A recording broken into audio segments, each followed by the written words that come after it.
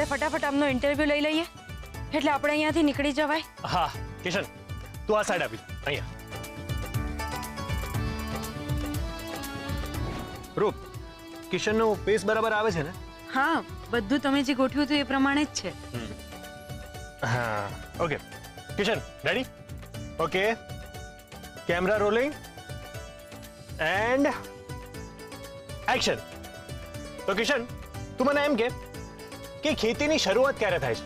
સાહેબ, અમે તો અષાઢી બીજના દિવસે ખેતરની પૂજા કરીએ છીએ અને જેમાં ખેતરમાં વપરાતા બધા શસ્ત્રો રાખવામાં આવે છે અને સાથે જ ભગવાનનો ફોટો, શ્રીફળ અને અગરબત્તી રાખીને અમે પૂજા કરીએ છીએ અને પછી જ ખેતી ચાલુ કરીએ છીએ. પૂજા કરવાની? આજ તો સાહેબ, અમારા માટે અમારું કામ એટલે પૂજા છે. એ તો કરવી જ જોઈએ ને. તો કેટલી ઇન્ટરેસ્ટિંગ વાત છે. વોક ઇઝ વર્શિપ, ખેતરના શસ્ત્રોની પૂજા. તો કિશન, તું મને એમ કે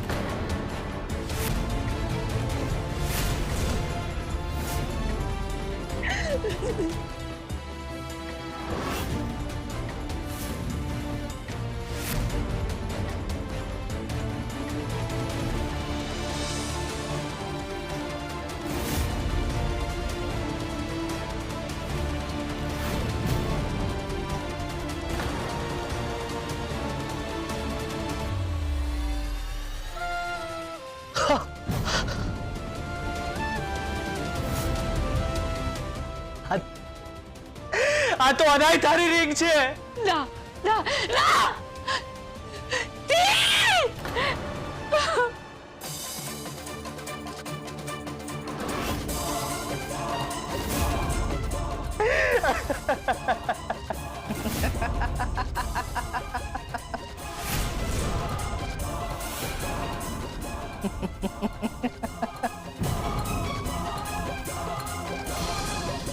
દી ક્યાં છે મને કહી દો, નહીં તો હું તમને છોડીશ નહીં.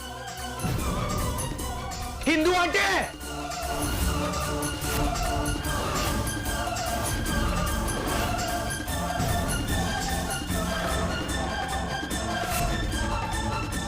તેને શું થઈ ગયું છે? તમે મારી અનાયતાને મારાથી છીનવી લીધી. હું તમને વધારે ચાલાકી નહીં કરવાની, નહીતર તારી અનાયતા શોધે પણ નહીં જડે. એટલે દી, તારી બહેન અનાહિતા હજી જીવતી છે, એને ડોક્ટર પાસે લઈ ગયા છે. એટલે તમારું કહેવું એવું છે કે અનાયતાને કંઈ જ નથી થયું? અટાણે તો અનાહિતાને કાંઈ નથી થયું, પણ જો સરગમ આવું ને આવું કરશે ને તો મેં શું કર્યું છે? તે શું કર્યું? હા, તે શું કર્યું? તને કહ્યું તું ને કે તારે બહુ ચાલાકી નહીં કરવાની, હું જે કહું ને એટલું જ કરવાનું. પણ તે તારું મગજ ચલાવ્યું અને આ ચિરાગને આ હંધાઈમાં ઇન્વોલ્વ કર્યો અને એની સજા અનાયતા ભોગવી રહી છે. અટાણે તો ખાલી એની એક આંગળી જ કપાઈ છે, પણ જો તમે ઈચ્છતા હોવ કે એની હંધી આંગળીઓ ન કપાય ને એ સલામત રહે ને તો હું જે કહું ને એ જ કરવાનું, સમજ્યા? હા, હવે તમે કહેશો એમ જ કરીશું. તમે કહેશો એમ જ કરીશું. પ્લીઝ અનાયતાને કંઈ જ નહીં કરતા. હું એમને બહુ જ પ્રેમ કરું છું, બહુ જ પ્રેમ કરું છું એમને.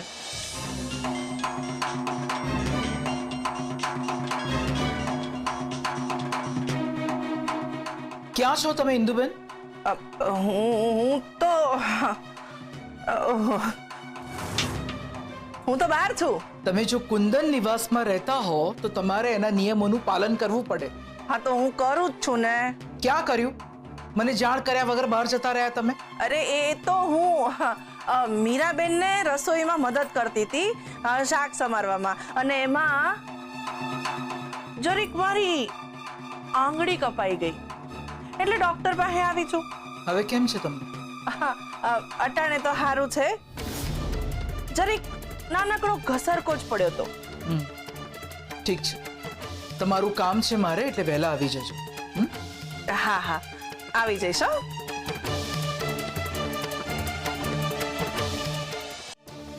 મહેરબાની કરીને હું તમને હાથ જોડું છું. તમે જે કહેશો, જેમ કહેશો એમ અમે બંને કરીશું, પણ પ્લીઝ અનાયતાને કંઈ જ નહીં કરતા, કોઈ નુકસાન નહીં પહોંચાડતા એમને, પ્લીઝ. ચિરાગ, હવે તો તને સરગમ જ સમજાવશે કે હું શું ઈચ્છું છું. તમારે બંને જણાએ ભેગા થઈને મારું એક મિશન પૂરું કરવાનું છે.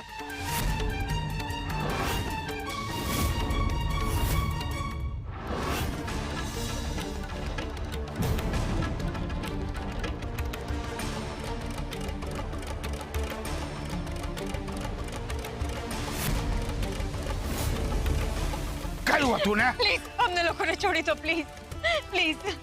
કહ્યું હતું મેં કે અહીંથી જતો રહે, પણ જીદ કરી. હવે ભોગવો. લાય બેગ, લાય ના. બેગ, લાય છોડો. બેગ, છોડો લાય. અમને લોકોને. નહીં. બેગ, લાય. એ ત્યાંથી ખુરશી લો. નહીં. ખુરશી લો ત્યાંથી. છોડી દો ઓય. અમને. પ્લીઝ છોડી દો. આને બાંધી દો. છોડો. બાંધી દો આને. રૂપનું શું કરવું એવું વિચારું છું. બાંધી દો આને. છોડી દો અમને લોકોને. છોડી દો અમને. છોડી દો અમને લોકોને. બંને જણા સામે ચાલીને મોતના મોઢામાં આવ્યા છો, તો હવે હું થોડો છોડીશ.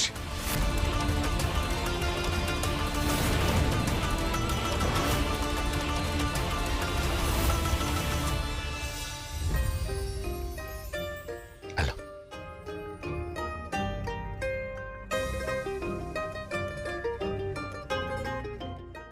મોટી બા, હું આવી ગઈ. હું કામ હતું? કામમાં એવું હતું ઇન્દુબેન કે દર શિયાળે અમારે ત્યાં અડદિયા પાક બને છે. હવે લજ્જા વહુ ને મીરા વહુ બંને કામમાં છે, અને તમે આ ઘરના જ સભ્ય છો, તો હવે આ જવાબદારી તમારા ઉપર. પણ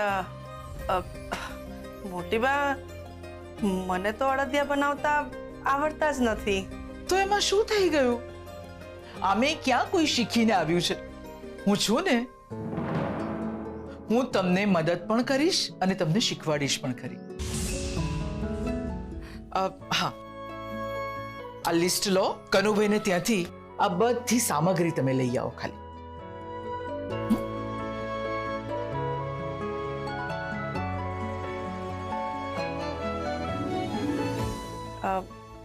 મોટી બા, બાપુજી બેગ કેમ પેક કરી રહ્યા છે? બાપુજી પોખરાજ પાસે જઈ રહ્યા છે, આશ્રમમાં. થોડા દિવસ એની સાથે જ રહેશે. અચ્છા, એમ છે. હું શું કહેતી હતી ઇન્દુબેન, બાપુજી તો જઈ રહ્યા છે, તો હવે મારો રૂમ ખાલી છે, તો તમે તમારો સામાન લઈને અહીંયા શિફ્ટ થઈ જાઓ. પણ તમારા રૂમમાં કેમ મોટી બા? અરે કેમ? એમાં સંકોચ કરવાની શું જરૂરત છે? મેં જ તમને આ ઘરમાં બોલાવ્યા છે ને, એટલા માટે કે મારી સંગતમાં રહીને તમે સુધરી જાઓ. એમ સમજો કે એક સારી તક છે મને નજીકથી જોવાની, મને સમજવાની. આ કેમ મને એના રૂમમાં શિફ્ટ થવાનું કે છે? અહીંયા આવી જઈશ ને તો મારા મનસુબાઓનું શું? આ ડોશીના મગજમાં શું ચાલી રહ્યું છે? અચાનક મને પોતાના રૂમમાં શું કામ બોલાવી રહી છે? આની પાછળ કોઈ રહસ્ય તો નથી ને? હા, ઠીક છે, જેમ તમે કહો ને એમ મોટી બા. હે? હા, હા, આવ. કુંદન, તમે આવું શું કામ કર્યું? મેં એમને આ ઘરમાં એટલા માટે રહેવા દીધા કારણ કે મારે એમનો સ્વભાવ સુધારવો હતો, એમને સીધી લાઈન ઉપર લાવવા હતા. પણ એમની પ્રકૃતિ પ્રમાણે એ રમત રમવાનું મૂકતા નથી. જે માણસ ખોટું કરતો હોય ને એને એમ જ લાગે કે કોઈ મને જોતું નથી, કોઈ મને જાણતું નથી, અને એ જ એની સૌથી મોટી ભૂલ હોય છે. એટલે એ આવું કંઈ કરી રહ્યા છે? હા, મને એવું લાગી રહ્યું છે કે એ મારી સરગમ સાથે કોઈક રમત રમી રહ્યા છે. હવે શું રમત રમી રહ્યા છે બસ એ મને નથી ખબર. તો હવે બસ એ મારી સાથે રહેશે, મારી સામે રહેશે, તો હું એમની દરેક ચાલ ઉપર નજર રાખી શકું. મેં એમને એટલા માટે જ આ રૂમમાં બોલાવ્યા છે કે એમના મનમાં શું ચાલી રહ્યું છે એ હું જાણી શકું.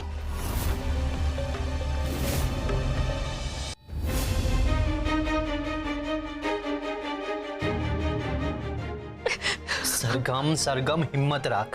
આવી રીતે હિંમત હારી જવાથી કંઈ જ નહીં થાય. એક બાજુ અનાયતા દીની ચિંતા છે અને બીજી બાજુ મોટી વાતથી ખોટું બોલવાનું ગિલ્ટ.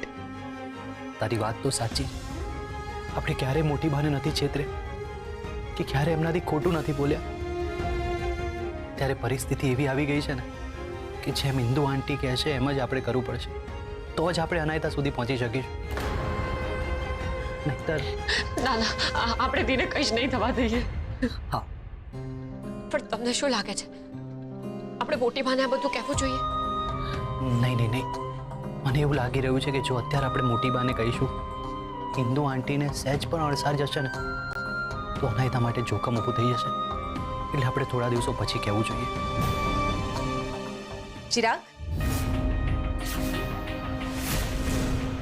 બાપુજી તને બોલાવે છે.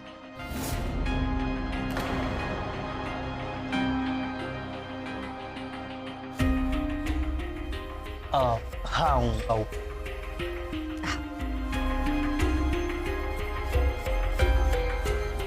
ઠીક છે, હું જાઉં છું.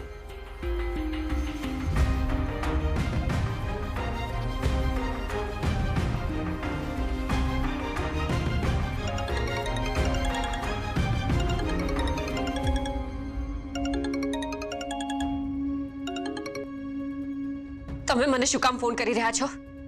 મારે તને કંઈક દેખાડવું છે એટલે.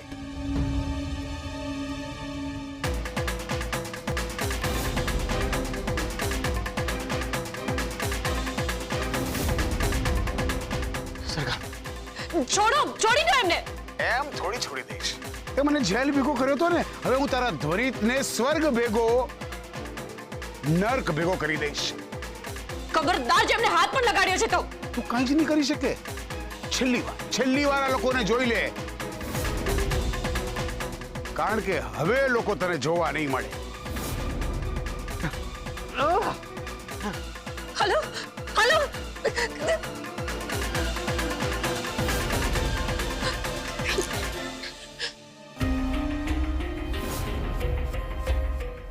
છોડો છોડો અમને.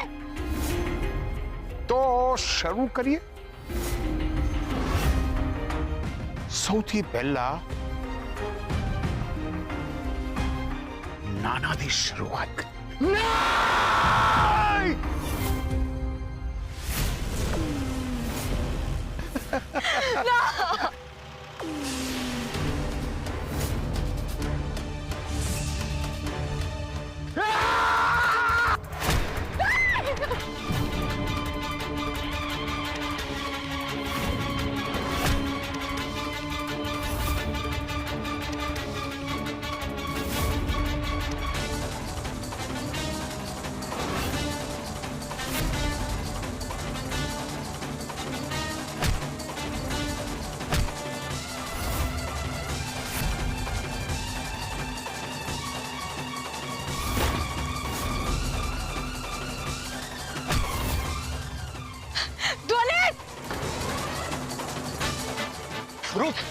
રૂપ, તું ઠીક છે ને?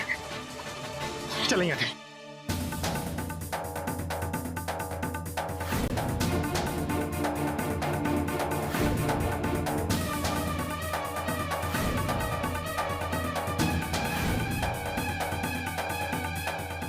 એ લોકોને પકડીને લઈ આવો મારી પાસે. જો એ બચી ગયા ને તમને જીવતા નહીં છોડું. જાઓ.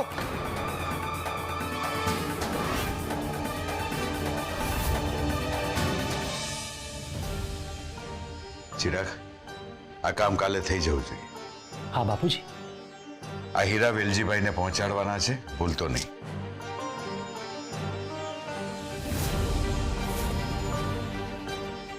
અને ખાસ ધ્યાન રાખજે, કારણ કે આ હીરાની કિંમત 5 કરોડ રૂપિયા છે.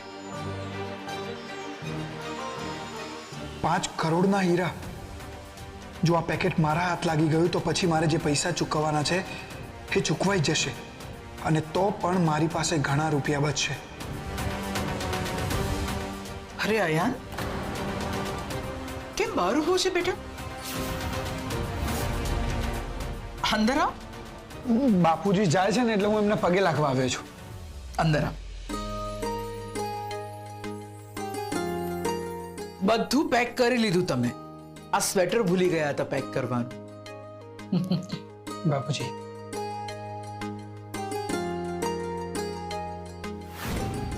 લો, સાચવીને જજો.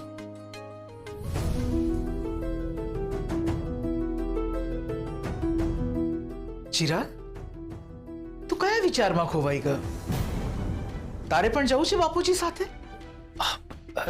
નહીં મોટી બાપ, મારે અહીંયા ઘણા બધા કામ પેન્ડિંગ છે, તો હું અત્યારે બાપુજી સાથે તો નહીં જઈ શકું.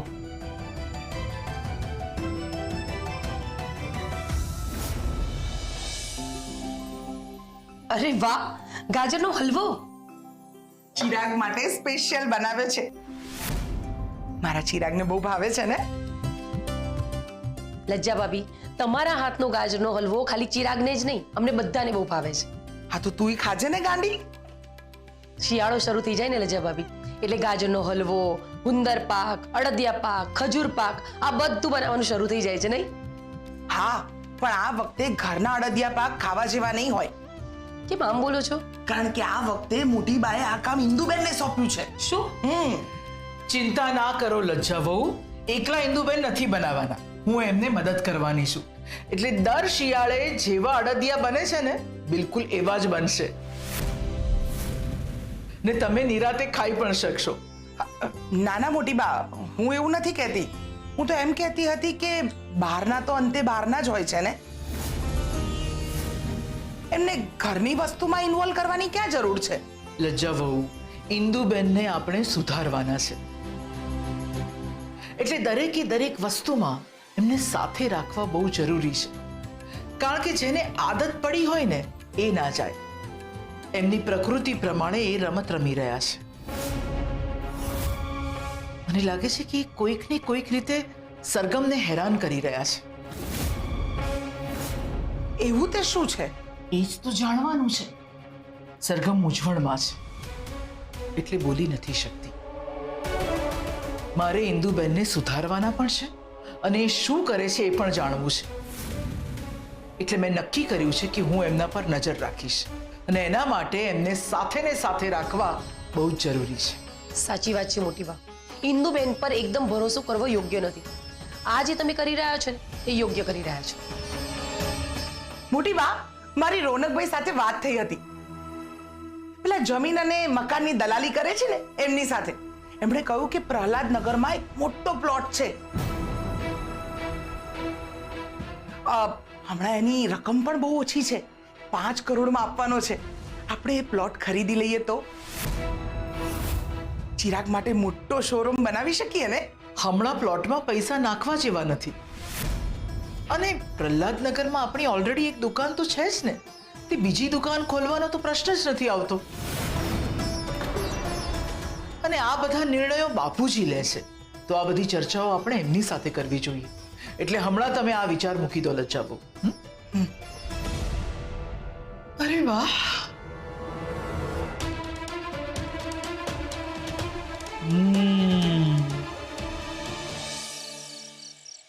चल चल रो ધ્વનિત, ધ્વનિત, હવે મારાથી નહીં છે. રો પૂછું ને, હું તને સંભાળું. ચાલ. ધ્વનિત, તમારા માથામાં લોહી નીકળે છે. પણ આપણે એને રોકવું પડે. રૂપ, તું મારી ચિંતા ના કરીશ. આપણે અત્યારે કોઈ ઘર શોધવું પડશે. તું ચાલ અહીંયાથી. ધ્વનિતની ગાડી હજી ત્યાં જ ઊભી છે, એટલે મને લાગે છે કે એ આજુબાજુ ક્યાંક ગામમાં જ સંતાયેલા હશે. મેં આપણા એક માણસને ત્યાં ઊભો કરી દીધો છે, એટલે એ લોકો ગાડી લઈને જઈ નહીં શકે. મને એ લોકો મારી નજરની સામે જોઈએ.